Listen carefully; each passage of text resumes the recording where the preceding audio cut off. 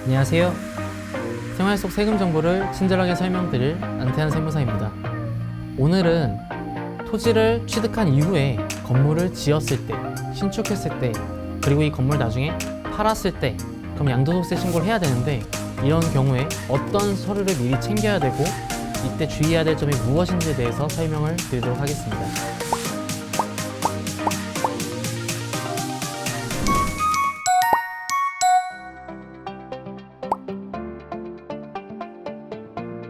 자, 우선 토지를 샀으면 토지에 대한 등기 권리증이 있을 겁니다. 그럼 거기에는 토지를 얼마에 샀고 이런 내용이 반드시 있을 거예요. 자, 거기까지는 문제가 없는데 이제 근데 거기에 제가 건물을 지어야죠. 건물 지었을 때 많은 분들이 그런 경우가 많은 실무에서는 그냥 부가세 빼고 증빙 없이 그냥 이렇게 처리하자라는 경우가 굉장히 많은데요. 이게 여러분들이 그 건물 지을 당시에는 지출을 줄일 수 있지만 나중에 이 건물을 팔 때는 세금을 더 낼 수 있다는 것을 꼭 알고 그 의사결정을 하셔야 됩니다. 얼마에 사서 얼마에 팔았는지 이 차이가 굉장히 중요하거든요. 근데 신축은 얼마에 산 게 없잖아요. 땅값은 있지만. 그러면은 산 거에 플러스 들어간 돈이 얼마인지도 확인을 해야 됩니다.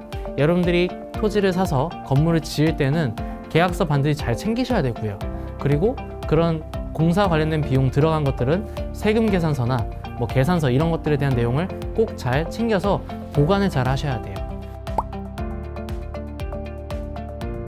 자, 건물을 지었고 살고 있는데 이사를 한다거나 아니면 종종 다른 데 왔다 갔다 하다가 집 청소를 하다가 나중에 이 건물을 팔 때 되니까 이 서류가 없어졌어요. 그러면은 그때 통장 돈 나간 거 있는데 이걸 입증할 수 있는 내용이 없다 보니까 인정받기 어려울 수 있죠. 우리나라에서는 취득 가액을 양도가액에 대비해서 잡아주는 환산 취득가액이라는 취득가액이 있습니다.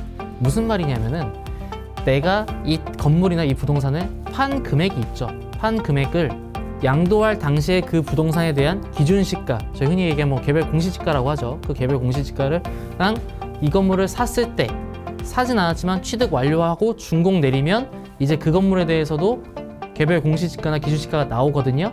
그 기준시가를 가지고 양도가액을 안분해서 취득가액으로 잡는 환산 취득가액이라는 제도가 있습니다. 근데 이 환산 취득가액을 사용을 할 때 유의해야 될 점이 하나 있는 게 건물을 지어서 팔았는데 그 판 기간이 예를 들어 건물 짓고 한 3년인가 4년 내에 팔았어요. 근데 건물 짓는 동안에 들어갔던 돈이나 들어갔던 증빙이나 이런 것들을 제가 다 잃어버린 거예요. 이사하거나 집 청소를 하다가. 그러면 환산 취득가액이라는 게 있으니까 환산 취득가액을 써야지 라고 쓸 수 있습니다. 자, 쓸 수는 있는데 여러분들이 썼으니까 이 금액에 대해서 5% 가산세를 내셔야 돼요. 근데 5년 동안 보관을 해야 되는 그런 신축 관련된 자료들이 있었는데 이게 소실되거나 없어졌어요. 자, 그럼 이런 경우에는 5년이란 기간을 채우지 못했으니까 정부에서는 양도소득세 신고할 때는 이거에 가산세를 붙여가지고 그러면은 환산 취득가액 인정을 해줄 텐데 거기에 가산세를 내 5%. 자, 여러분 5%가 굉장히 작게 느껴질 수도 있는데요. 예를 들어 환산 취득가액이 1억이라고 생각을 해볼게요. 그럼 5%만 해도 벌써 500만 원인 겁니다. 잃어버렸기 때문에 내야 되는 돈이라고 생각을 하면 굉장히 아까운 돈이죠. 그렇기 때문에 여러분들이 만약에 이렇게 환산 취득가액을 쓰게 된다면 이런 내용을 주의하셔야 되고요. 세무사님, 그러면 제가 10년 있다 팔아도 이게 적용되나요?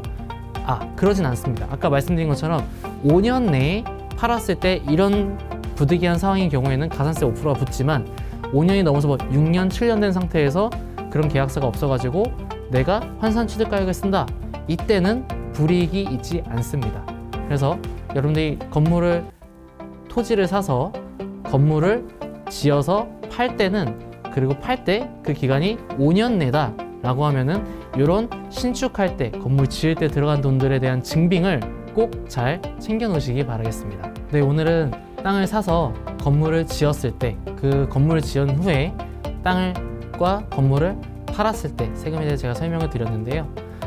모든 분들이 이렇게 불이익을 받지는 않겠지만 이런 서류들을 간혹 못 챙기는 분들이 좀 많기 때문에 저는 이런 부분들이 조금 안타깝게 생각이 됩니다.